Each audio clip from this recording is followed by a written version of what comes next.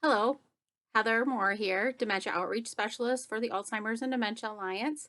I am back again today to continue my conversation with you on caregiving tips when you are looking at the type of environment that would be suitable for your loved one that has an Alzheimer's disease or related dementia diagnosis. If you're going to be caring for them in your home or if you're looking at transitioning them into a facility. Now, we started talking about the 5S words: simplify, structure, socialization, safety, and support. I already shared a couple caregiver tip videos on simplifying things and providing structure. So today I'm going to talk to you about socialization. Socialization is important for all of us. It is a way for us to boost brain health, and it provides mental health for all of us when we are out socializing or engaging in social activities. Some different types of activities when I talk about socialization can be having normal conversations and discussions with someone that has a diagnosis. So our life looks a little different, and sometimes we may not be able to carry on a full conversation with them.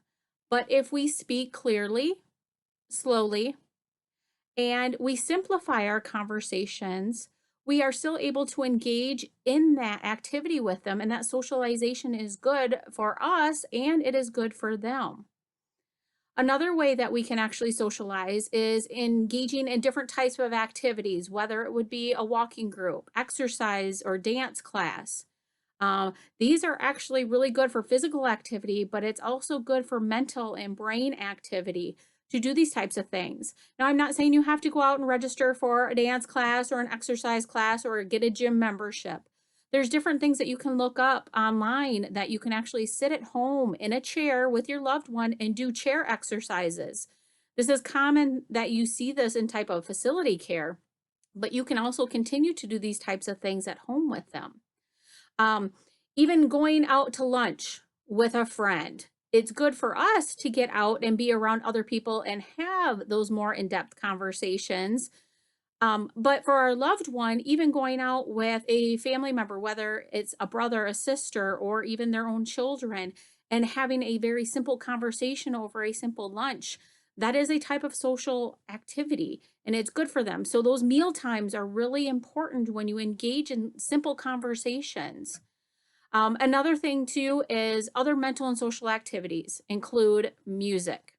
Music can include just reminiscing or listening to music, create their favorite playlist.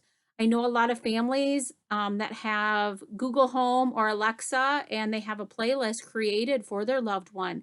And again, I'm not telling you that you have to go out and purchase these types of things, but even turning on the radio station is something that their brain is able to reminisce and recall things and still have rhythm. So the left side of our brain is where a lot of our memories are stored. The right side of our brain is one of the parts that's last affected, if at all affected, by Alzheimer's disease or related dementia. And in that right side of the brain is where rhythm, prayer, poetry, and music is stored. So listening to music, getting up and maybe doing a quick little dance with your loved one, reciting poetry, prayer. The church is another good way to continue your social activity, but just reciting those prayers, those are long-term memories that we learn at a very young age, and those can still be intact. But you may notice when you put music on that they start tapping their foot or clapping their hands, or they may mouth the words but not have the right words. It's because that is still intact. That right side of the brain is not affected. So there's so many different types of creative expression, whether it comes music or creative arts, painting, drawing. You're never too old to color.